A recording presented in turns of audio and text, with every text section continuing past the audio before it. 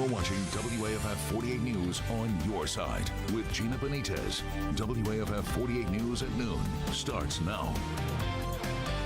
Welcome in, y'all. Happy Friday. Thanks for joining us for our noon webcast, our last noon webcast. We pick back up on Monday on the television.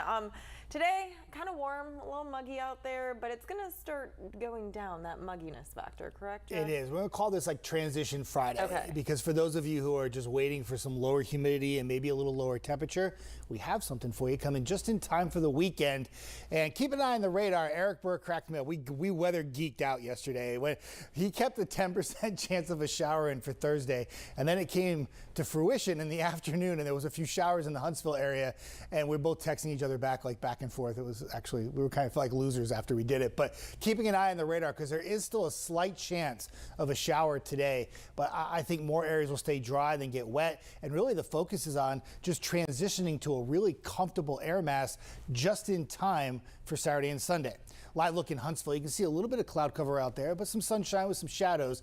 Temperature at 86 degrees. And in the Shoals, a lot of sunshine with a few clouds as well, mixing in at times. And the temperature there at 88. Notice I didn't say 90 degrees at either location, and that's because temperatures across the board are in the 80s here at the noontime hour, and that's a nice transition. It's still going to be about 90 this afternoon, close to it anyway, but not as much humidity as we go through the day. In fact, that will drop and it will start to feel really good. So if you have outdoor plans on your Friday afternoon, look at all the sunshine icons. This is great. And what you don't see here is 90-degree temperatures.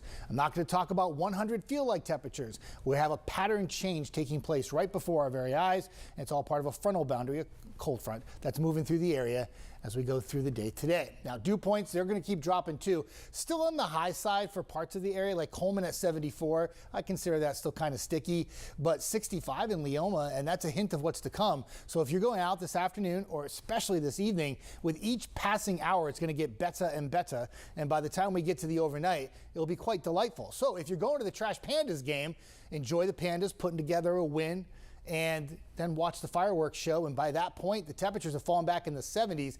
And something unique at the game tonight, Toyota Field very rarely has a wind that blows out to right field because we don't get very many northerly winds in the summertime.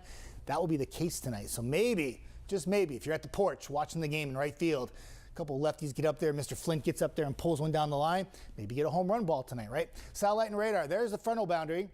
As it continues to move south and east, the air behind it is comfortable and it feels good. And the front moved through with really no hurrah. I mean, there's like barely any clouds. There was like maybe a spot shower as we go in the afternoon, but really it's just passing on by and bringing in some better air as the dew points continually drop through the weekend, keep dropping early next week before bouncing back up on Tuesday. But the entire 5 days is actually really comfortable, which is fantastic. So when you take the high temperatures for the weekend, 86 and 88, really beautiful conditions, and the overnight lows in the low 60s. When I'm on air with you tomorrow morning at 5 o'clock, there actually may be a few upper 50s mixed in. We might get back to 90 on Monday, but it's still pretty comfortable. And don't forget, too, the Perseid meteor shower peaks this weekend. We have ideal conditions to go outside after midnight. If you're having a really good night, you don't mind not sleeping, you go outside, it'll be clear, get away from actual light that you're surrounded by, look up in the sky, and you'll probably see a few of them, especially after midnight to about 5 a.m. And it's beautiful and ideal conditions to check out the Perseid meteor shower this weekend. A little warmer next week rather. Temperatures get up into the 90s, and that's when we start tracking a few opportunities for rain, which we could still use. That will start on Wednesday and continue for the end of the week. Jeff, thank you. We are learning more information about a murder-suicide in DeKalb County. Deputies first got to the scene on County Road 50 in the Grove Oak community at around 9 last night. They'd been called to the home for a welfare check. Deputies got inside and found a man and woman dead. The coroner tells us 84-year-old Beverly Vitale and her son, 60-year-old Scott, were both found dead. Investigators say evidence leads them to believe he killed his mother before taking his own life. Now to new information on a deadly shooting in the Shoals. One person was killed and another injured. That gunfire broke out at around 2:30 this morning along South Columbia Avenue at a place called the Underground. Police say one victim died after being taken to the hospital. Authorities say the suspected shooter was also wounded. That person was treated and then released from the hospital. Information on the victims' names or possible charges have not been released. Police are asking anyone with any information to call them. Huntsville police, meanwhile, are working to track down a suspect in a shooting. The shooting was reported in the area of Wilshire Park apartment complex. Now, the person shot is expected to be okay. Investigators do believe this was a targeted attack and there is no danger to the public. A Madison County capital murder suspect is out of the hospital and behind bars weeks after his alleged involvement in a shooting. Chauncey Smith was booked just after 10 last night. He's connected to the shooting death of Najee Wiggins on Spool Lane in Huntsville on July 20th. He is currently being held without bond. A Montgomery woman was arrested previously in the same case. A Coleman County grand jury has indicted a Tennessee man for a deadly crash during a police chase. Michael Neal Ivy was indicted for reckless murder. He's accused of leading authorities on a chase that killed 77-year-old Ella Ray Dixon. Her granddaughter was also critically injured in this crash. An Alabama A&M employee is facing a sexual misconduct charge. Calvin Lee was booked into the Madison County Jail. Sources tell us this all stems from an accusation involving a student on campus. As of now, Lee is listed on A&M's website as the residence hall director. We have reached out to the university for a statement, but have yet to hear back.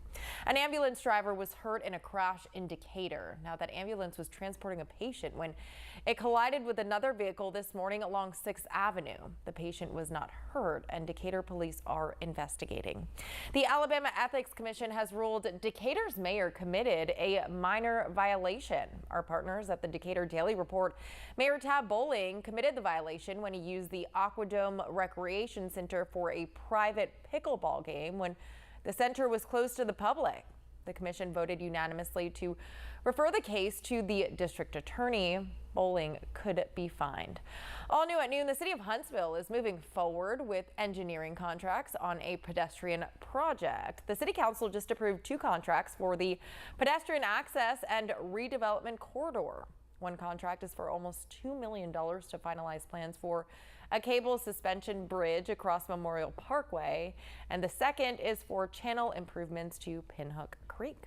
Well, Florence City leaders, meanwhile, are making plans to refurbish and turn an old, dilapidated hotel into a brand new tourist destination. The Old Days Inn on Dr. Hicks Boulevard is set to be turned into a themed hotel focused on the city's musical history. It would be a Hard Rock Hotel reverb. The City Council voting this week to greenlight tax incentives for the project.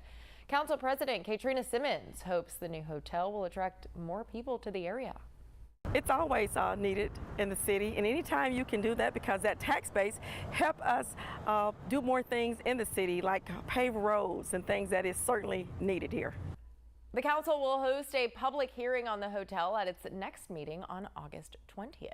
Well, this evening, 48 News anchor Liz Hurley will be throwing out the first pitch at Toyota Field in front of thousands of people. It's Breast Cancer Awareness Night, and we will be collecting donations for the Liz Hurley Patient Assistant Fund at Huntsville Hospital Foundation. Liz has done a lot of work for a lot of years in the community and given back to breast cancer patients. Now her daughter Olivia will be singing the national anthem tonight. Well, thanks for joining us. We will be back here streaming 48 News at 4 while Olympic coverage continues on NBC. You can find us on Roku, Amazon Fire Stick, and YouTube. Our regular newscast return tonight at 5.